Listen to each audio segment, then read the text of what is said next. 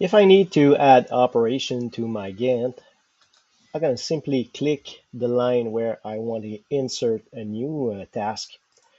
Right click and insert task. This is my favorite way. So let empty conveyor. It's going to be a new task and it's going to take, that's 1 hour. And I'm going to insert two new tasks and I have the choice. I can right click and insert task, or I can use the insert on the keyboard and add some more space here.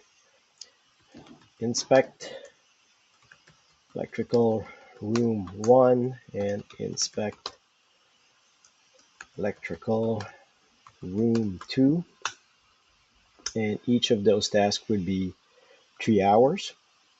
Oh, and let's go and link those, the empty conveyor with the clean chute. So clicking on the link, and I'm gonna do the same thing for the electrical room. I'm gonna link them together,